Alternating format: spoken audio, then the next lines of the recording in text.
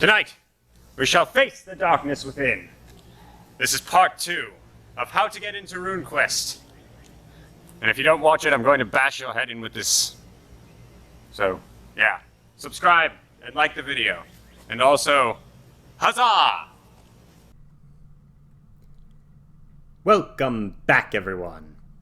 So today we are going into part 2 of how to get into the unfailably mythic, fantastical, and incredible system RuneQuest Role-playing in Glorantha. Now, if you are here and you have not seen the first video yet, what are you still doing here? You will see a thing right up here. Click on it. Go watch the first one first, because this will probably be building off what I said in the first one. Now, RuneQuest in Glorantha is an awesome system. That's all you need to know. We're done here. So, yeah, cool. Part 2 and 3, finished. Really long. Now, in this video, we're going to be going over very specifically the characters, the character creation aspect, and basically the way that the lore and the monsters and stuff. Now, character creation in RuneQuest role-playing in Glorantha is really, really cool and very intuitive and very smart. I have never experienced a character creation system quite like it. It is very different, though, so bear that in mind. If you've played D&D or something similar, this is going to be a little bit different.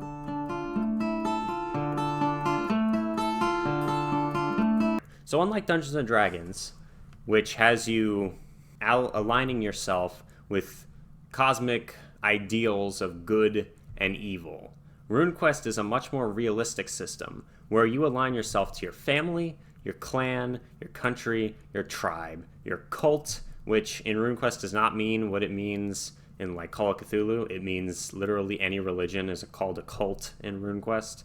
So your religion, basically. And in RuneQuest, all the different gods and stuff walk the earth, or they're not necessarily walk the earth, but they're all tangible.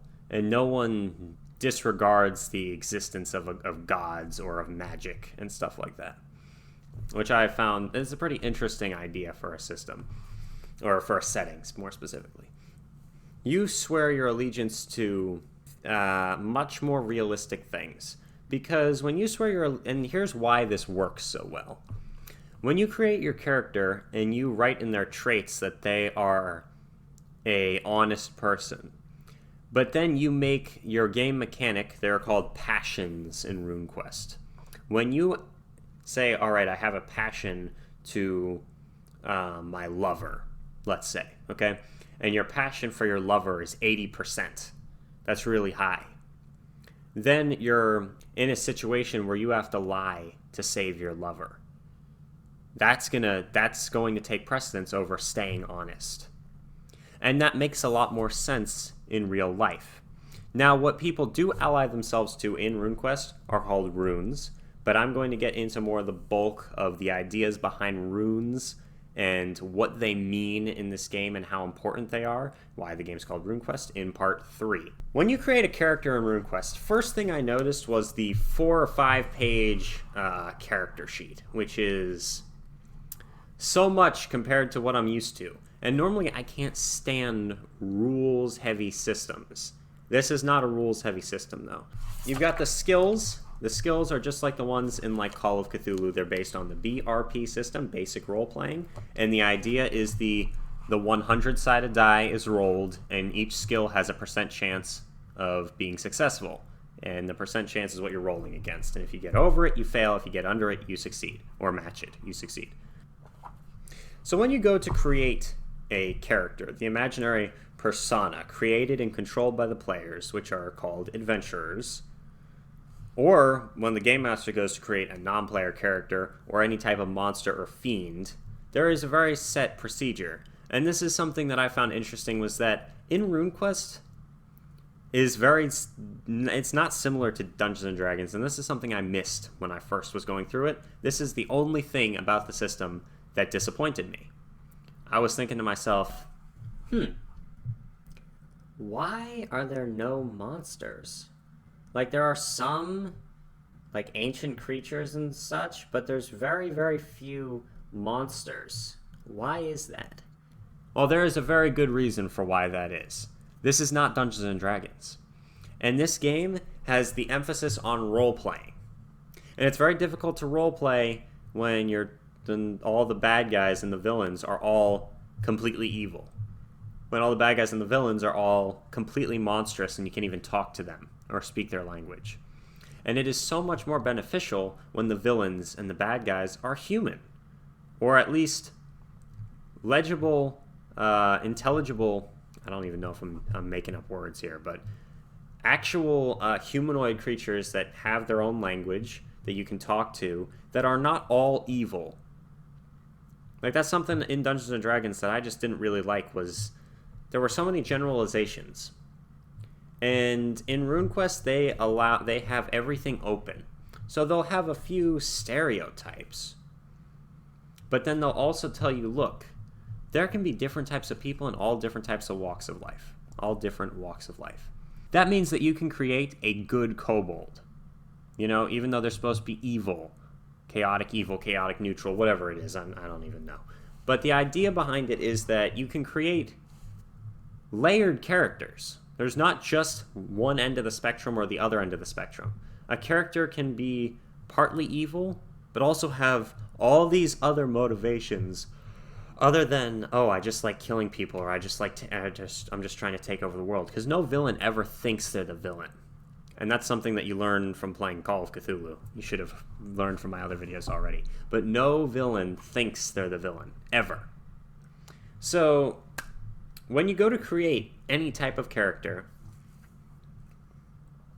the procedure is pretty long. I don't know if this is only because I had just started playing the game, but I tried to help someone make a character, and we spent 3 hours before finishing half of the steps, step 1 through 4, and there's 4 more, you know. So it takes a while to create a character, but these characters are fleshed out in ways that no other character can be. It's not some abstract backstory. You're not writing a bio of everything your character has ever done. You're writing what your character is, the essence of your character, and the runes play a huge part in this. Like I said, get to them in part 3. But you tie your adventure to their homeland. You develop the family history. Now, this is interesting to me.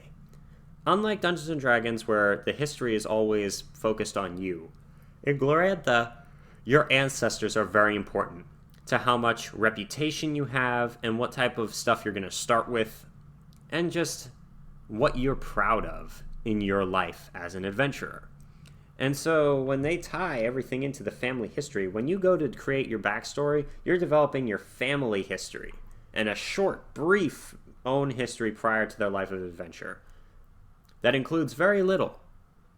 That's not the difficult part. The difficult part is choosing the rune affinities, because that will determine basically your personality when you create it, and will help you roleplay your character consistently. And that's what makes this system so cool, is that it makes real characters, not very, very fake characters allied to good, evil, or neutral, and then their mindset is, you know, that they are alone in the world. The party is what's important. In this, everyone's important. And one of my favorite things about creating characters in RuneQuest is the way you're able to make your character better. And this system has no leveling up. It does not have classes. It's a classless system. There is no normal method of progression down a linear path. And that's mind-blowing, the way that they made a system that has progression, but there is no linear path. So there's talents, there's spells, there's all the different skills, there's all different types of things that your character can do, but every single character will carve their own way. They will make their own path. It's not all mapped out for you. You don't get set things at set levels. You create the type of character you want. You gain the type of abilities you want. You work to increase certain abilities the way you want them increased. You shape your character with the skills you want them to have. And that way you can mix and match all types of abilities, all types of spells, all the skills, everything. Every single character you make will be fully customizable, and it's really, really cool. So yeah, then you come up with the characteristics, and that should be, that's pretty straightforward. When you're creating a character, the characteristics are, if you've played BRP before, or really any role-playing game, you've got strength, dexterity, charisma, all that stuff. It's all in here, right? So the characteristics in this game are very interesting because in Call of Cthulhu, you've got a high skill. Like let's say, for instance, you have 50 in strength. And the game master, or the keeper in Call of Cthulhu, is like, all right, we're going to make this more difficult for you. And to do that, he says you have to roll at half value. That's a hard roll. Or you roll at a fifth value, and that's an extreme roll. In this game, it's the other way around. You start with a very low number, and depending on how difficult the task is, the Game Master multiplies. It's a multiplier that they add to it to see if you're going to succeed or not. And I'm not sure if I like that more, but I haven't really played enough to get a feel of whether or not that is more important that way, whether it works better that way. I don't really know, but that's just something I noticed about the system that might be a little bit different to people who are new coming into it. Then you choose your character's occupation, very straightforward again. Choose the cult or religion, who they worship. Now, one weird thing about Glorantha, not weird, but different, is that, again, they all accept all the different gods. So even if you're in one cult, you still acknowledge the existence of all the other gods too. And a lot of times you're in more than one cult. And it's a very Bronze Age thought process, which works very well for the setting of the game. And I find it pretty interesting. Then you get some personal skill bonuses. And then you determine name, equipment, gender, any family heirlooms, etc. So, what I find the most interesting about character creation in RuneQuest is just the way every single character is so fully fleshed out and so many hooks for role-playing. You have so many scene ideas, so many ways to really bring your character to life, where I just don't really see that as much in more popular role-playing games like Dungeons & Dragons or Pathfinder. Now, another thing that I find interesting about RuneQuest is when you go to create the character, you need to make a family backstory. And the way you do that is a little bit railroaded, I guess you could say. But I like it so far. So far. I've only done it a few times. I feel like it probably gets pretty tough to continue doing after a while. But the first couple times it was interesting. I might even make a video on exactly step-by-step how to make a character in RuneQuest. But that's not really how to get into it. But so basically you go through each year before you were born, and it shows you in the book. I don't know if you can see this, but you've got... Right, this is the year, and then you've got a block of text which tells you what happened in the year. Then you roll to see what your ancestors were doing during that time, whether they engaged in this war or that war. And if they did, they could die, or they could gain stuff, or you could get stuff, or your reputation could go up. All different types of things can happen. Now, that's another thing I really like about this system is the reputation system, and how different things will get your reputation, make it go up and down. It's a very intuitive system. I really enjoy it, and I think that character creation in RuneQuest is probably the best fully fleshed out character creation I've ever seen. I still like Call of Cthulhu's more because it's more streamlined in my opinion, but RuneQuest allows you to put way more thought into the character and draw a lot more role-playing opportunities out of it. However, disclaimer, it's a 4-page long character sheet, and it's taking me and my friend like 4, 5, 6 hours to make the character, so that's all I've got to say. You can skip over that family history part and just use a variant system to give yourself some extra stuff, and I feel like that would really cut down the time it takes to make the character. But all that being said, going to continue now. So, another thing I found very interesting is how there's humor in this game. Like, there's humor built into the game. And you know, in my last video, I said, oh, there's all these deep things built into the game. There's philosophy built into the game. There's also pretty humorous things in this game as well. So, one thing that's interesting is how much... It's not everywhere, but there is some emphasis on freaking sexual stuff in Glorantha. And they're trying to be funny, really, in my opinion. And not all of it is, but a lot of it is. It's kind of humorous. The way that they show you this, that, and the other, or portray this, that, and the other is kind of funny to me. Then you've got the fact that there are ducks as a playable race in the game. Why? Why are there ducks? Like, what was the thought process behind that? All right, we're going to have elves, dwarves, trolls, monsters, demons, spirits, and ducks. Okay, like, why wouldn't you use puffins? What was the thought process behind not including puffins, but including ducks? I don't get this. And it was really stupid when I first read it. Also, the ducks are, like, super powerful, and, like, yeah, it's totally weird. And I don't like it. Gives me the chills and the creeps. They didn't use puffins. I'm going to add puffins to Glorantha. When I start writing scenarios for Glorantha, there's going to be puffins. Talking puffins. I'm going to get a lot of backlash for that, but that's what I'm going to do. Anyway, yeah, you can be ducks. And also a lot of other things. And something I really liked is the amount of research that went into the creation of this game. Elves are not like the elves in Lord of the Rings. They're not like the elves in Elf.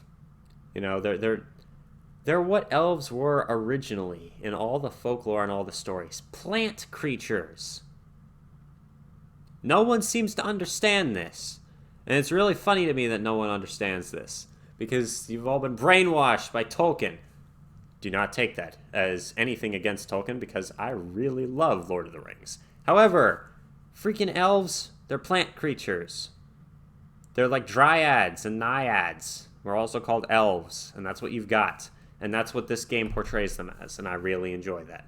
I find it very, very cool that they put that amount of research into it, that they would use the actual folklore and philosophy behind everything. The game system is very, very, very unique. Thank you very much for all the support. I really, really appreciate it. More RuneQuest content coming soon, as well as Call of Cthulhu content. So if you have never played Call of Cthulhu before, go check that out as well. Thank you very much for watching. Stay tuned for part 3 coming very soon. And yeah, this video went on a little bit longer than the last one, but I think we're still in good hands. Remember to like the video, subscribe to the channel, watch part 1 if you haven't already, and stay tuned for part 3. Deathstroke 9, out. RuneQuest.